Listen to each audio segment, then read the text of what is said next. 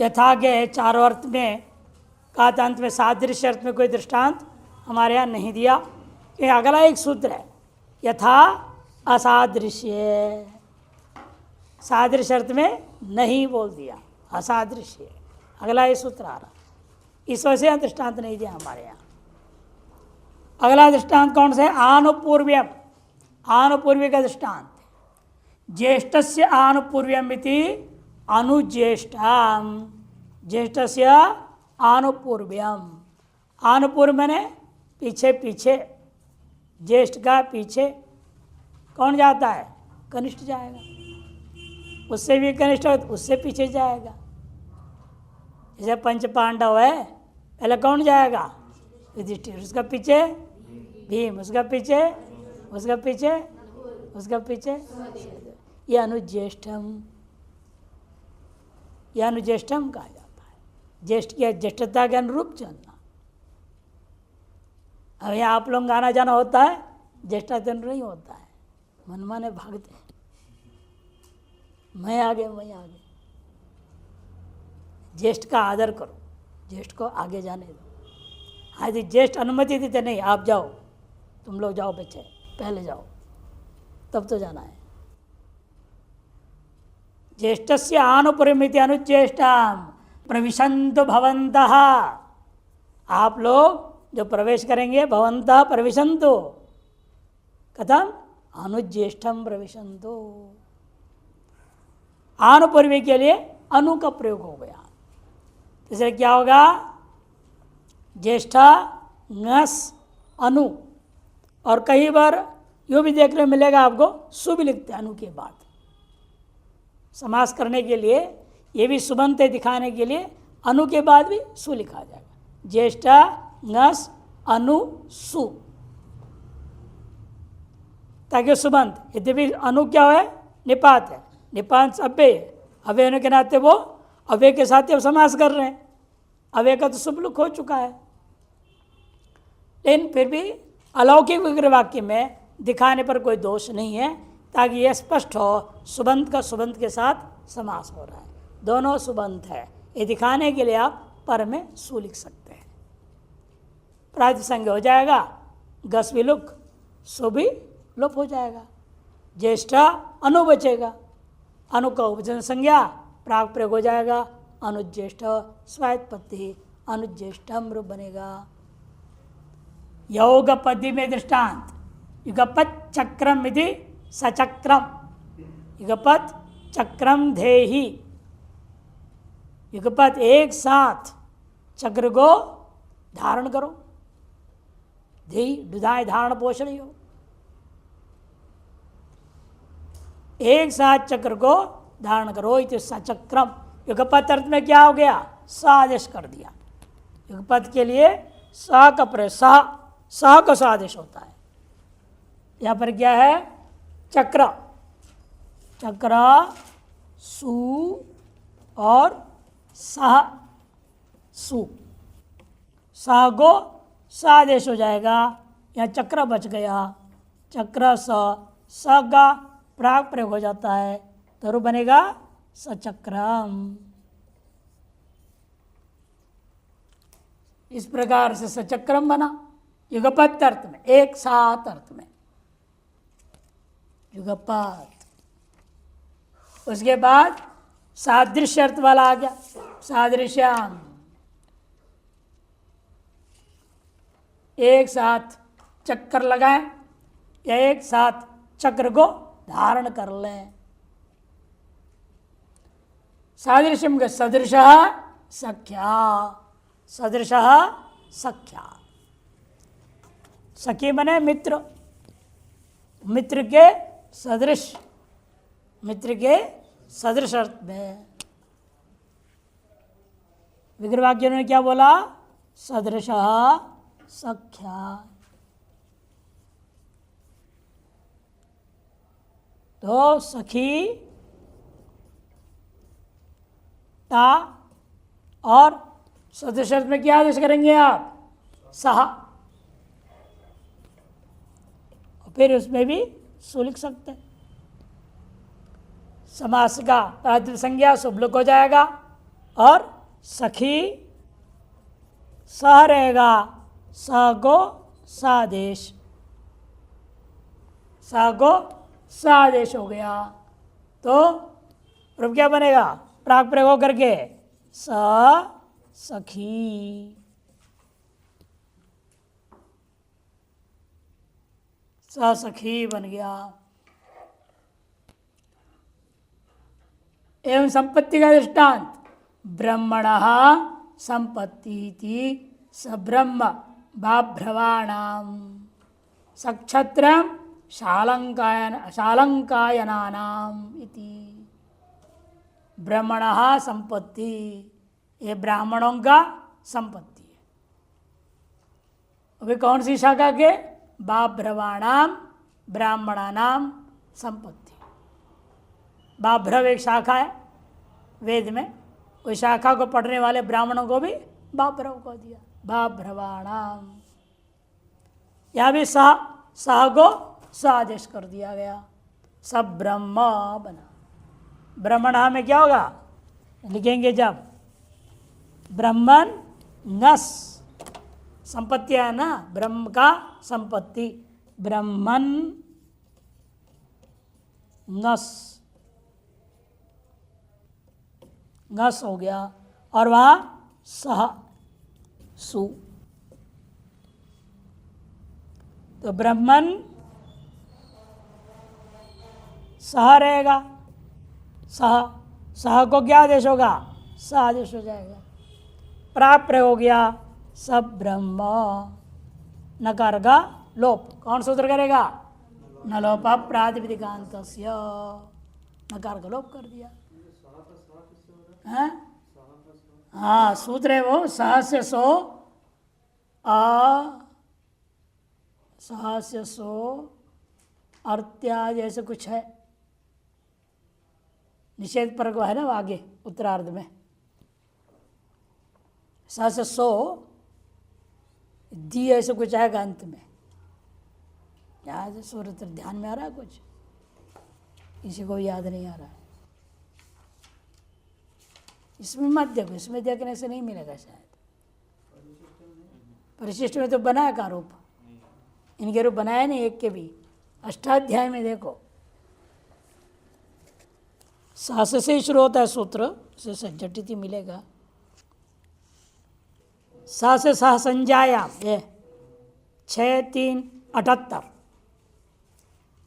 सह से सह संजायाम, सा के स्थान में साज होता है। एक और भी है, वो अद्धि करके अंत में आता है, दकार आदियों को छोड़ के ऐसा आता है, उसका शुरू कुछ और है, लेकिन यहाँ पर ये लगे सह से सह संजायाम। हाँ समझ पर संज्ञा का बोध हो जाएगा। इनकी संपत्ति, संपत्ति का नाम पड़ गया ना, अमुक का संपत्ति है, बाबरवाणाम संज्ञा हो गया, वो से स को स आदेश हो गया, सब ब्रह्मन नकार लोप, सब ब्रह्म ये रूप बन जाता है। एवमेव क्षत्राणाम संपत्ति, क्षत्राणाम संपत्ति, क्षत्र आम रहेगा वहां, क्षत्र आम रहेगा। बचेगा क्षत्र, सा को स क्षत्रम, इनका रूप चलेगा नहीं ना, जैसे बताया ना सब, सक्षत्रम सक्षत्रम सक्षत्रम, प्रथमा द्वितीय सब है। तृतीया में विकल्प, पंचमी में नित्य नहीं होगा, और सप्तमी में विकल्प होगा, अदंत में सब में एक ही है प्रक्रिया। और साकल्य का दृष्टांत दे रहे, तृणानाम साकल्यमिति सतृणाम अभ्यवहरति, एक दिन का घास को भी छोड़ता नहीं, पूरा चाट के खा गए। कौन? गाय खा गई। गाय तो घास खाएगी, गधा तो आलसी है, एक छोड़ भी देता है, लेकिन गाय तो भूख लगी तो पूरा चाट जाती है। गौ को ही लेंगे, स तृणाम समभ्यवहरती, तृण सहित खा गया। यहाँ पर साकल्य मैंने तिनके को भी छोड़ना नहीं। महात्मा भी भंडारे में आजकल बोलना पड़ता है, जो कोतवाल होता है बोलते हैं, क्या बोलते हैं अंत में, खाओ मन भर, छोड़ो ना कण भर। मन भर के खाओ, पेट भर के खाओ, एक कण भी छोड़ना नहीं, कण सहित। कैलाश आश्रम में तो परंपरा है, बर्तन को पानी, भोजन के बाद बर्तन को पानी डाल के धो के पिया जाए, लेकिन अन्न कुछ भी फालतू नाली में नहीं जाना चाहिए। हम लोग आज भी ऐसे करते हैं। हमारे भोजन के बाद थाली देखोगे, लगता है भोजन ही नहीं किया, बिल्कुल साफ।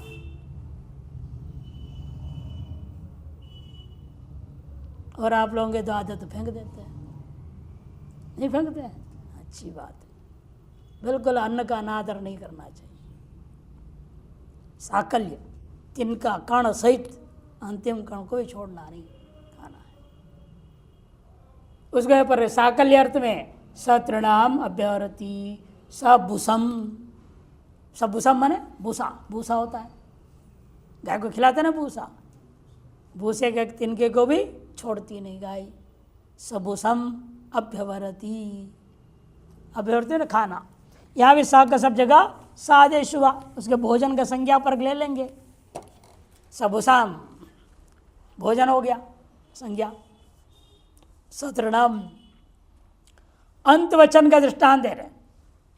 कल बताया था ना, कुछ लोगों के मत में वचन शब्द प्रत्यय के साथ जोड़ेंगे नहीं।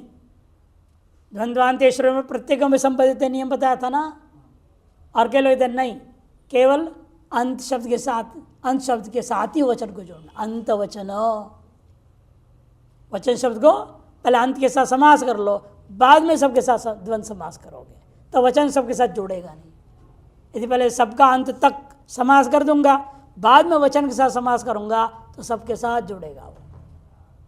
दोनों पक्ष है, अर्थान जहाँ जैसा है वैसा अर्थ वचन शब्द का ले लेंगे। मुख्य पक्ष यही है, अंत शब्द को केवल वचन के साथ पहले समास कर दो, अंत वचन बना लो, फिर विभक्ति समृद्धि सब बोलते हुए पूरे का द्वंद्व समास कर दो। उसी दृष्टिकोण से इन्होंने लिखा है अंत वचनम अग्नेर अंतः, अग्नेर अंतः, अग्नि का अंत तक, माने जहाँ अग्नि प्रकरण आया वहाँ तक पढ़ाई करता है, उसे आगे का नहीं पढ़ता। वेद में अलग अलग प्रकरण है, अग्नि आधान प्रकरण आता है, वहाँ तक कब पढ़ लिया, उसे आगे नहीं पढ़ा। उसे साग्नि, एवं आप अष्टाध्याय पढ़ रहे हैं, अब समास प्रकरण चल रहा है, समास प्रकरण होते ही छुट्टी मार दी तो आगे आपके लिए आ रहा है ससमासम अष्टाध्यायी अधीते। उन्हें समास प्रकरण पर्यंत ही अष्टाध्यायी पढ़ता है, उसके बाद छुट्टी। पूरा पढ़ेंगे, यदि पूरा नहीं पढ़े तो लागू हो जाएगा आप पे। तो ससमासम देखो बनाया ना, साग्नि अधीत है, ससमासम अष्टाध्यायीम अधीत है।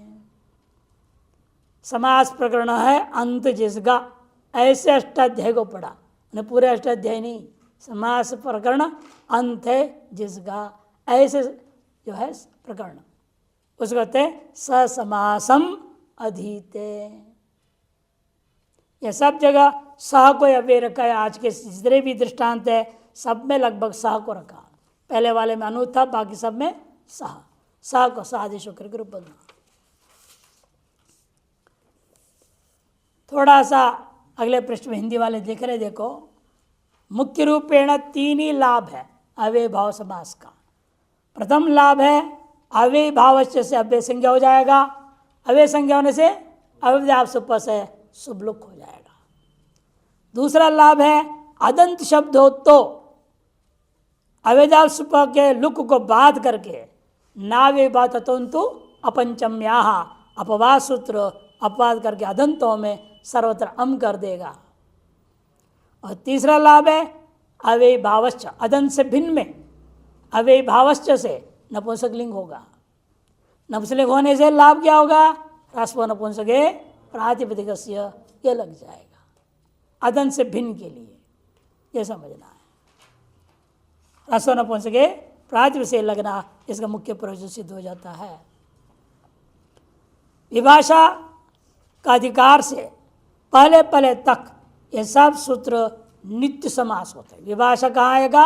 2, 1, 11। इसलिए आप जो यहाँ 2, 2, 3 से पढ़े हैं अभी तक समास, जितने भी समास सूत्र आप पढ़ रहे हो ये सब नित्य समास होगा। नित्य समास में क्या होता है? नित्य समास का लक्षण क्या है? 2 लक्षण है नित्य समास का। एक अश्वपद विग्रह,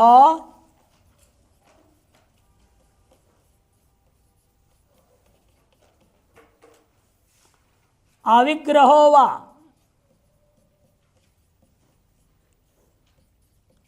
नित्य समासः।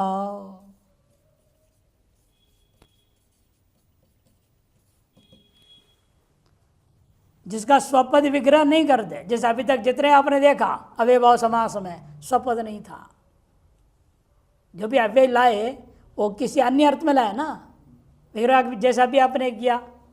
हाँ, समास हो अंत, अंत की जगह पे क्या कर दिया आपने? सह रखा, स को सा, मैंने सह से आपने विग्रह वाक्य नहीं किया, अनु के साथ विग्रह नहीं। इसे जब विग्रह वाक्य में हम क्या बोलेंगे, वहाँ जो समास में प्रयोग होने वाला शब्द है उनमें से एकाध को छोड़ के बोलेंगे, तब अस्वप हो जाए। स्व मने समास के अंदर जो शब्द है, जैसे आपका राज्य पुरुष, ये क्या है? ये स्वपद विग्रह वाक्य, क्योंकि समास होगा तो क्या बचेगा? राज पुरुष, दोनों अंश है ना इसमें, इसे स्वपद विग्रह वाक्य कहा जाता है। अब आपने यहां बोला जैसे हरौ इति, और प्रयोग क्या बना? अधि हरि। अब देखो अधि है क्या विग्रह वाक्य में, इसलिए क्या कहेंगे इस समास को? अश्वपद विग्रह वाक्य वाला समास है। और ऐसे भी समास होते हैं जिसका विग्रह वाक्य ही नहीं, विग्रह वाक्य नहीं कर सकते आप, ऐसे भी समास है। इसलिए अलग सूत्र बनाएंगे आगे, मयूर व्यंसकादिभ्यश्च, मयूर व्यंसकादयश्च, एक सूत्र है ना। उस सूत्र से अधिकतर जितने समास का वर्णन ग्रहण किया गया है अविग्रह वाले, निपातन से काम उठपटांग सब काम होगा उसमें, उल्टा पलटा सब काम करेंगे। जितने ऐसे शब्द है वो उस गण में ले लेते हैं। इसे नित्य समास वहां कहेंगे जहां आश्वपद विग्रह हो या अविग्रह वाक्य हो, उसको कहते हैं नित्य समास। और ये जितने भी आपने इस अध्याय पहले पास जो शुरू किए हैं और 11वें सूत्र तक जब ये भाषा अधिकार आएगा उससे पूर्व पूर्व तक यानी 2, 1, 10 सहित सब समास नित्य समास ही है। इसलिए अश्वपद विग्रह वाक्य हम सर्वत्र करते आए हैं और आगे वैसे ही होगा। यस्य सद्विग्रह नास्ति स नित्य समास लिख दिया है। यथा सादृश्ये, यथा सादृश्ये, यथा व्यय है असादृश्य सप्तमी के एक वचन। असादृश्य यहाँ पर क्या है? नए तत्व समास, न सदृशमिति असदृशम तस्मिन, अने सादृश्य है ना, हाँ, सदृशस्य भाव पहले बनाना पड़ेगा। सदृशस्य भाव इति सादृश्यम, न सादृश्यमिति असादृश्यम तस्मिन असादृश्ये, ऐसा बोला जाएगा। अनुवृत्ति आ रही है यहाँ अव्ययम का सुप समासा सहसुपा और अव्यय भाव, इतने की अनुवृत्ति है। सूत्रार्थ इसलिए बना असादृश्य अर्थ वर्तमान यथा इत्यप्यम, असादृश्य अर्थ सादृश्य से भिन्न अर्थ में विद्यमान जो यथा शब्दे अव्यय है उसको समर्थेन सुबंतेन सह समस्यते, समर्थ सुबंत के साथ उसका समास होता है। और समास का नाम क्या होगा? अव्यय भाव संचकश्च समासो भवति, अव्यय भाव नाम हो जाएगा समास का। जैसे ये वृद्धा इति यथा वृद्धम विप्सार्थ, जो बूढ़े हैं, जो क्या है? विप्सा, विप्सार्थ में ले लिया। ये वृद्धा इति यथा वृद्धम, ये अध्यापका इति यथा अध्यापकम। अर्थात क्या है? जो बूढ़े हैं उसे अनुक्रम से व्यवहार करो। देखिए, सबसे ज़्यादा बूढ़े हैं उनको पहले लो, उसे कम बूढ़े को बाद में, उसे कम बूढ़ों में भी तो है ना तारतम्य। अरे 90 साल का बुढ़ा को क्या कहेंगे? अति वृद्ध है ना वो। 85 वालों से कम है, 80 वालों से कम है। कितने उम्र के बाद बुढ़ा मानोगे आप? 60 के बाद बुढ़े मानेंगे? 60 के बाद बुढ़े हो गए, ठीक ही कहा। रिटायरमेंट तो 58 था। सेवानिवृत्ति, रिटायरमेंट अंग्रेजी होता है, सेवानिवृत्ति बोला जाता है। सेवानिवृत्ति जो है 58 का है, कुछ राज्यों में भी 60 कर दिए हैं। ये समझ के 60 में नहीं, बुढ़ा हो गया, अभी पढ़ा लिखा कोई काम का है ही नहीं, बूढ़ा बैल।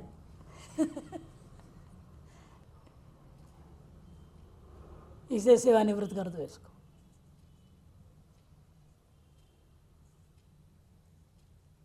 तो बूढ़े विप्सा यथा वृद्धम व्यवहारतव्याम, जैसे उनकी वार्धक्य उसके अनुसार उनके साथ व्यवहार करो। तो यहाँ यथा वृद्धम बने, ये वृद्धा, विग्रह वाक्य क्या है? ये उधर क्या प्रयोग कर रहा हूं मैं उसकी जगह पर? यथा। अशुपद विग्रह वाक्य हो गया नहीं? समास के क्या आया? यथा वृद्धम, ये समास बना। लेकिन विग्रह वाक्य में यथा शब्द नहीं है वहां, ये वृद्धा इति विग्रह वाक्य इतना हुआ। एवमेव ये अध्यापका इति यथाध्यापकम, जो अध्यापक होंगे उनकी अपनी श्रेणी के अनुसार व्यवस्था के व्यवहार करना चाहिए। ये चोराः यथा चौरम बदनाति, यहाँ भी ये चोराः, जो चोर हैं उनको उन हिसाब से दंड दो। यथा चौरम बदनाति, चोरी के हिसाब से उनको बांध दिया जाएगा। और यथा पंडितम सत्करोति, ये पंडिताः इति यथा पंडितम सत्करोति, जो जैसे जैसे विद्वान पंडित हैं उसी हिसाब से उनको क्रमशः सत्कार किया जाता है। इन सभी में विप्सार्थ में ही यथा शब्द को प्रयोग कर दिया, जो कि सादृश्य से भिन्न अर्थ है विप्सार्थ। यावदवधारणे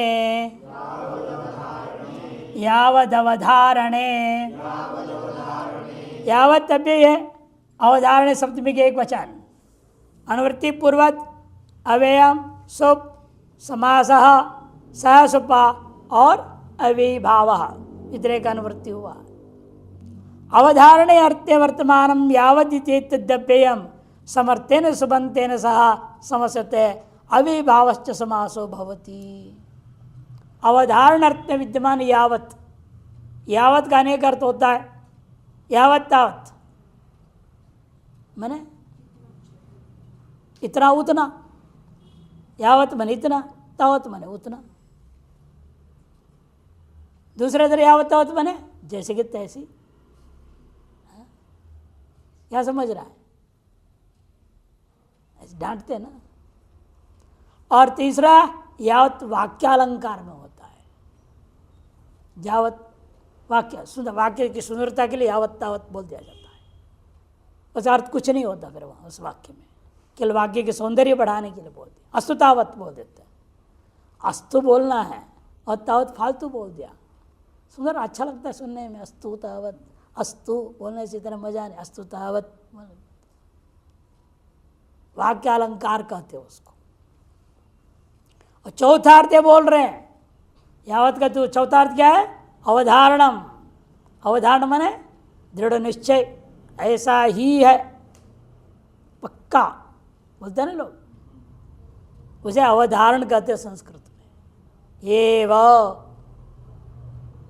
एव अर्थ में, उस अर्थ में ही यावत शब्द का सुबंध समर्थ संबंध के साथ समास होगा और उसका नाम अव्ययभाव समास होगा। अवधारण अर्थ वर्तमानम यावदित्येत दव्यम अव्यय यावत। उदाहरण देखो, यावंती अमत्राणी, यावदमत्र ब्राह्मणान आमंत्रयस्व।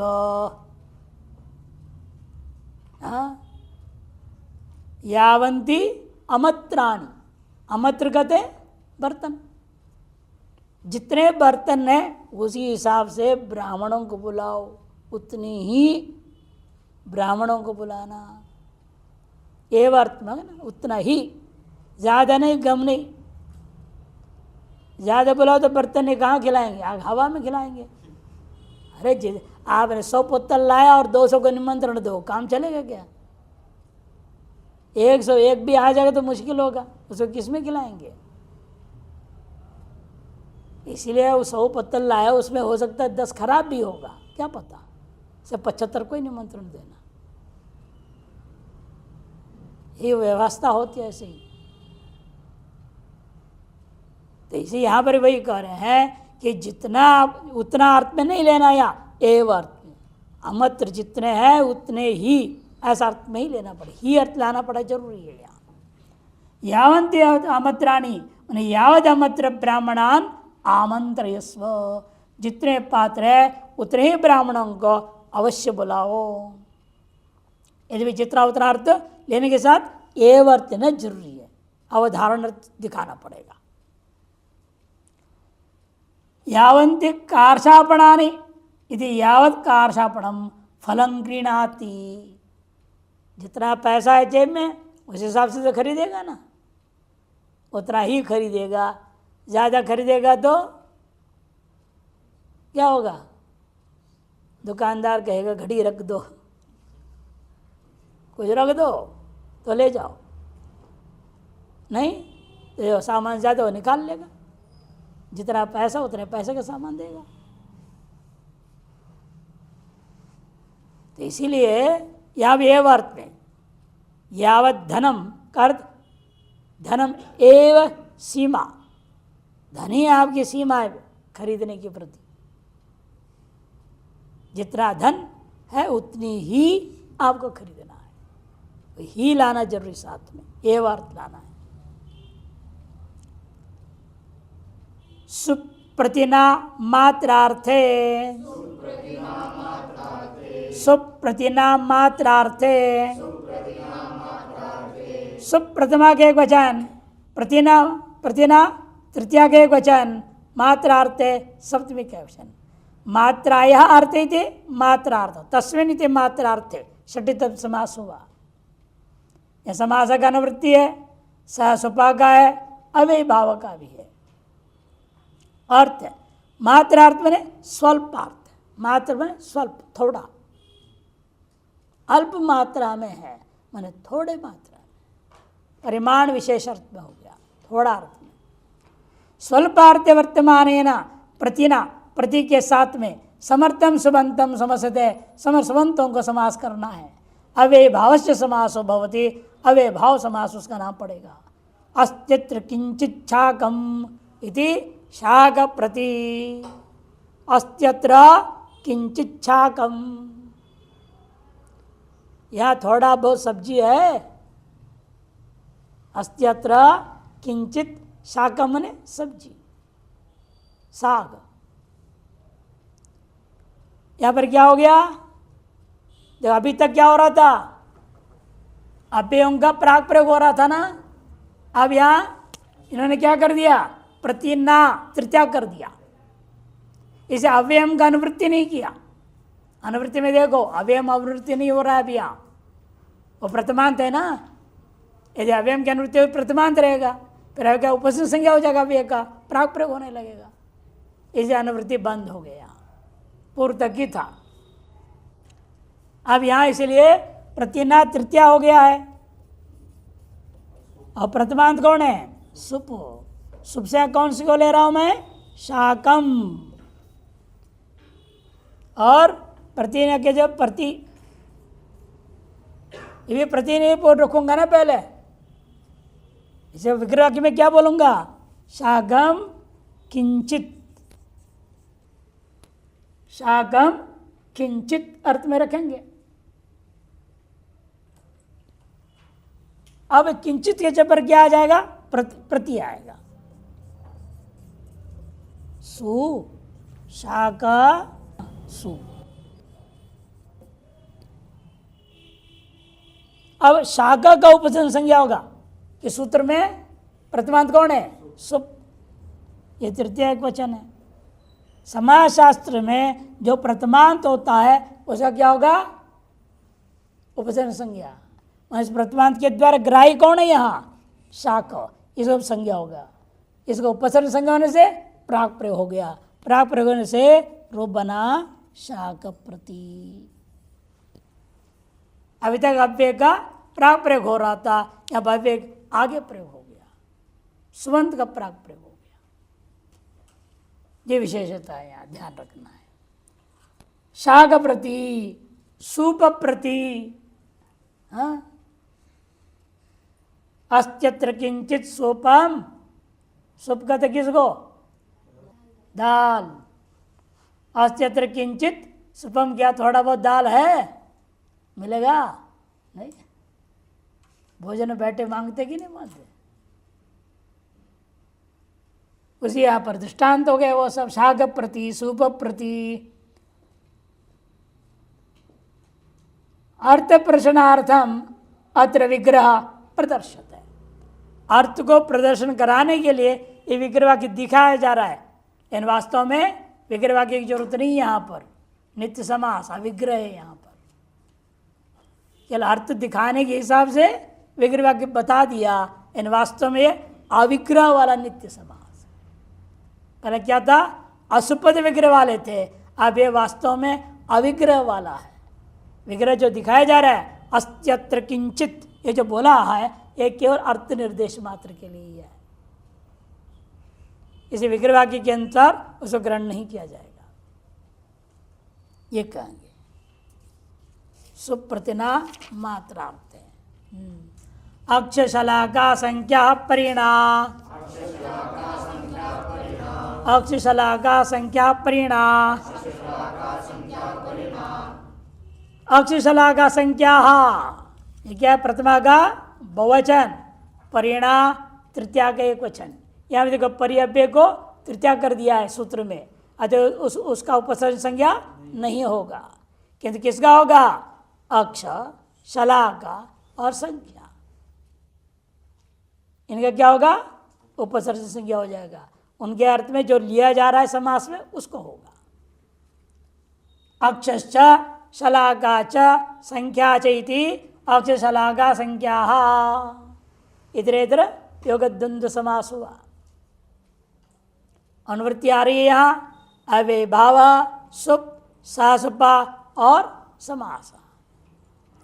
अक्ष शब्द, शलाका शब्द, संख्या शब्द परिशब्देन सह समस्यन्ते। परिशब्द के साथ इन शब्दों का समास होगा और समास का नाम अव्यय भावस्य समास भवति। द्यूत क्रीडायाम अयम समास इष्यते। यानी समास जो बन रहे तीनों ही शब्दों से जो समास हो रहा है परि के साथ में, ये केवल द्यूत क्रीड़ा में ही सीमित रखना है।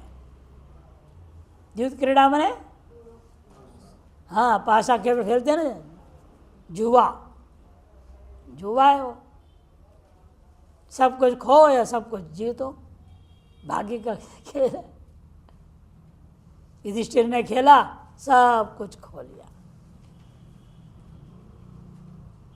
और ऐसी उसमें बुद्धि भ्रष्ट हो जाती है। देखो भाइयों को भी रख दिया, पत्नी को भी जो रख दिया दाव में। विचित्र लीला है। घर द्वार बेच देते हैं जुआ के चक्कर में। जुआ अर्थ में ही ये तीनों समास लेना है हमने, अन्य अर्थ में नहीं लेना, ये बता दिया। द्युत क्रीडायाम अयम समासेषते पंचका नाम द्यूतम पंचमी रक्षेर शलाका बिरवा भवती। पंचिका नाम का कोई द्यूत क्रीड़ा है जिसे 5 अक्ष होते हैं या 5 शलाकाएं होते हैं। शलाका ये एक रमल ज्योतिष नाम के ज्योतिष प्रकार है। ज्योतिष अनेक प्रकार के रंग ज्योतिष है, हस्त ज्योतिष है, अनेक होता है। उसे रमल ज्योतिष ज्योतिष है। उसमें लोहा का तार तार होता है। तार में एक विशेष मिट्टी, चिकना मिट्टी आदि से जैसे घड़े वर बनते हैं ना, वैसे से बनाया जाता है। उसमें छेद बनाए जाते हैं, उसे शलाका बोलते वो लोग। उसको यूं यूं करके जो भी ज्योतिष पूछ रहे हैं उसको हाथ में देंगे, फेंको, जो संख्या वहाँ आ गया उसके आधार पर बोलेंगे तुम्हारे ग्रह दशा चल रहा है, ऐसा है वैसा है, सब पता है। और ये द्युत क्रीड़ा के लिए ज्योतिष का नहीं, ये तो द्युत क्रीड़ा का, इसे अंतर दिखा रहे हैं। ये द्युत क्रीड़ा में ही जो प्रयुक्त शलाका उसी को लेना, ज्योतिष आदि प्रयुक्त देने वाला शलाका को नहीं लेना। और अक्ष का अनेक अर्थ होता है। अक्ष का अर्थ किसी क्या बोलते हैं? अक्ष ये जो चक्का होता है ना, चक्का जो बीच के जो छेद होता है, जहाँ दोनों चक्कों को जोड़ दे डंडा आता है, वो छेद का नाम भी अक्ष होता है। मध्य वाला जो छेद है। इन उन अर्थों में समास नहीं होगा। यहाँ होगा तो खेल में जो प्रयोग है ना, अक्ष लूडो का भी होता है ना, छोटा छोटा चौकर चौकर होता है, फेंकते हैं, उसका नाम अक्ष। जो द्युत क्रीड़ा में खेलने के लिए जो साधन होता है उसके नाम जो है अक्ष, उसका नाम शलाका, उसको लेकर यह समास करना है। तद्रेदा सर्वे उत्ताना अवांच व पतंती तदा पातयिता जयति अन्यथा पाते तो पराजय हो जायते। जब वहाँ पर वो सारे के सारे ऊपर उठ करके, माने 4 संख्या अंतिम होती है, दोनों 4-4 आ जाए, वो जीत गया। उत्ताना वा कह दिया इसलिए, अवांच वा पतंती, या दोनों 1-1 आ जाए तो भी उसको विजयी मानते हैं। दोनों 1-1 हो या दोनों 4-4 हो। उत्ताना में 4-4, अवांचा में 1-1 होता है, उसको विजयी माना जाता है। अन्यथा किसी भी अंक गिर जाए तो वो हार गया। ये व्यवहार होता है खेल में। अन्यथा पाते तो पराजय भवती। उदाहरण अक्षण इदम न तथा, क्या छपी है आप यहाँ? हाँ, वृत्तम, हमारे छपी नहीं, वह गायब है शब्द, खाली, इसलिए पूछा। अक्षेण इदम न तथा वृत्तम यथा जय, अक्ष के द्वारा उस तरह से नहीं गिरा है जिससे हमारे विजय हो जाए। माने 1-1 भी नहीं गिरा, 4-4 भी नहीं गिरा, 1 और 3 गिरा, 2 और 3 गिरा, ऐसे अन्य चीज गिर गया बीच में। उसको दृष्टांत में क्या रूप बना? अक्षपरी। अक्षेण इदम न तथा वृत्तम यथा जय, यहां भी के लिए विक्रवा की दिखाने के लिए है। यहां पर भी इसलिए अक्षता, अक्षेण बोल रहे हैं ना, अक्षता परी सु, अक्ष का ही प्राग प्रयोग होगा कि सुप्या प्रथमांत है, परिणा तृतीयांत है, तो अक्ष परी रूप बन जाएगा। अक्षपरी अक्षपरी अक्षपरी अव्ययभाव समास है। सभी में एक जैसे हो, पूरे 21 में अक्षपरी ही बनेगा, कहीं कोई फर्क नहीं। अच्छा, और दूसरा दृष्टांत भी ऐसे समझ लेना, शलाका परि संख्या में एक परि, द्विपरि, त्रिपरि, चतुष्परि इत्यादि 8 तक जा सकते हैं। 8 अधिक संख्या, अष्टपरी तक जाओ संख्या में।